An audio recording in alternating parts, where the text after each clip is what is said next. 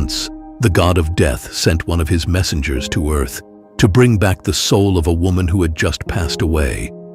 The messenger obeyed and came to Earth. But when he arrived, he was struck with worry. He saw 3 small girls, all triplets. One was still nursing from her dead mother's breast. Another was crying loudly, and the third had cried herself to sleep, her tears dried on her face. These 3 helpless children were alone with their dead mother. Their father had already passed away, and there was no one else to care for them. The messenger's heart ached for the little girls. He couldn't bear the thought of leaving them all alone, without their mother. Saddened and troubled, he returned to the heavens without taking the woman's soul. When he met the god of death, he said, "I couldn't take her soul. Forgive me, but you don't understand the situation. There are 3 tiny, innocent triplets still nursing. One is still holding on to her dead mother.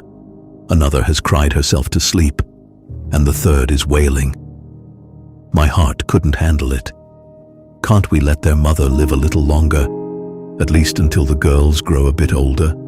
There's no one left to look after them." The god of death listened and, filled with anger, said, "So, you think you're wiser than the one who controls life and death? You think you know more than the one who rules the entire universe? You've committed your first sin today, and for this, you'll be punished. You will go back to Earth and stay there until you laugh at your own foolishness 3 times. Only then can you return." The messenger accepted the punishment, but deep down, he believed he had done the right thing. He couldn't imagine how he would ever laugh at his own foolishness, since he didn't think he had done anything wrong. The messenger was sent back to Earth. Not far from where he lay, a cobbler was preparing to head into the city to buy warm clothes and blankets for his children, as winter was coming. On his way, he saw a man shivering by the side of the road, naked and cold.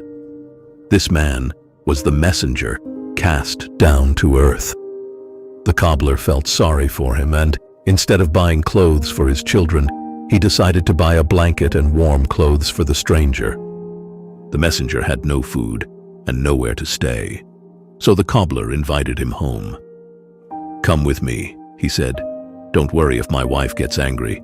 I spent the money for our children's clothes on you, so she'll be upset. But things will settle down in a few days." The cobbler took the messenger home, but neither he nor his wife knew that this stranger was divine.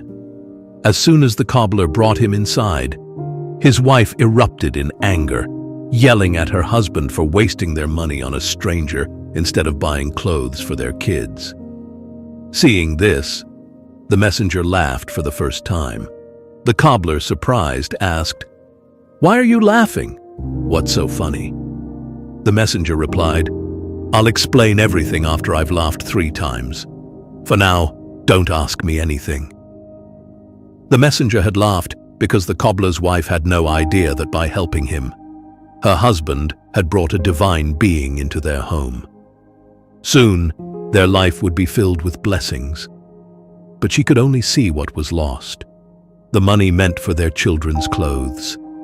She didn't realize what was coming, a future full of happiness.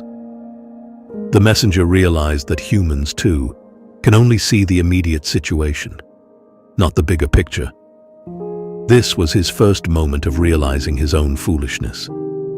Over time, the messenger learned the cobbler's trade, and being divine, he quickly became skilled.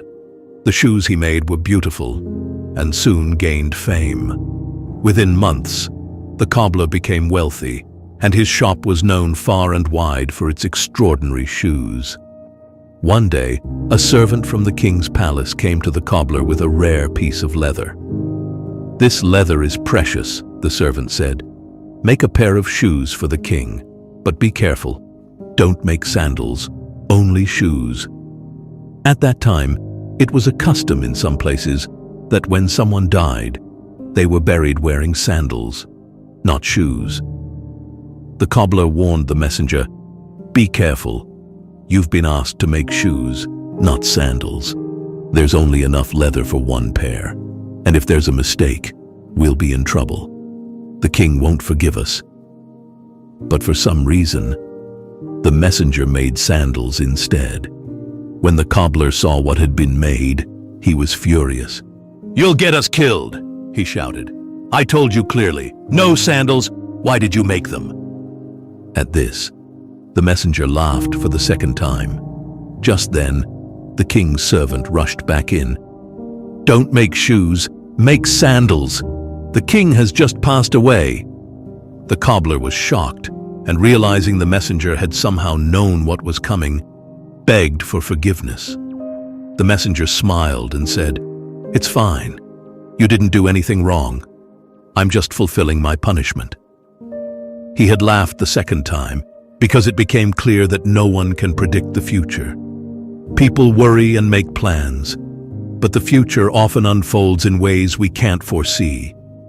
We hold on to desires and ambitions, but in the end, life has its own plan. Now, the messenger began to think about the triplets again. He realized that worrying about their future had been pointless. Life had already laid out its path for them. A few days later, 3 young women arrived at the cobbler's shop. They were there to order shoes for their weddings, accompanied by an older, wealthy woman. The messenger recognized the young women instantly. They were the same triplets he had left with their dead mother. He asked the older woman what had happened to them. The woman explained, "These girls aren't my biological daughters. I found them when they were just babies. Their mother had passed away while trying to feed them, and there was no one to care for them. I had no children of my own, so I took them in and raised them as my own. They grew up in wealth, and now all 3 are about to be married into a royal family." Hearing this, the messenger laughed for the 3rd and final time. He then explained everything to the cobbler, saying, "I was wrong. Fate is far greater than we can ever understand. We only see what's right in front of us. But the bigger picture is beyond our understanding. I've laughed at my own foolishness 3 times now, and my punishment is over. I can finally return home." With that, the messenger realized his mistake and returned to the heavens, wiser than before. The moral of the story reminds us that life's events are often beyond our understanding, and worrying about the future doesn't change what is meant to be. We often get caught up in immediate struggles, focusing on problems that seem overwhelming. However, what may seem like a major setback or a challenge can turn out to be part of a larger plan that we can't yet see. For example, when we go through personal hardships, like a difficult relationship, a financial crisis, or health issues, it's easy to feel like things are falling apart. In the moment, we may ask, "Why is this happening to me?" But sometimes, these challenges help us grow in ways we didn't expect. They might teach us patience, resilience, or reveal new strengths we never knew we had. Just as the messenger couldn't see how the triplets would end up living happy, prosperous lives despite their mother's death, we too can't predict how life's difficulties will unfold. Sometimes, our toughest moments lead to personal growth or new opportunities that we couldn't have imagined. The story teaches us to trust the process of life, to be patient, and to understand that things often happen for a reason, even when we can't see it right away.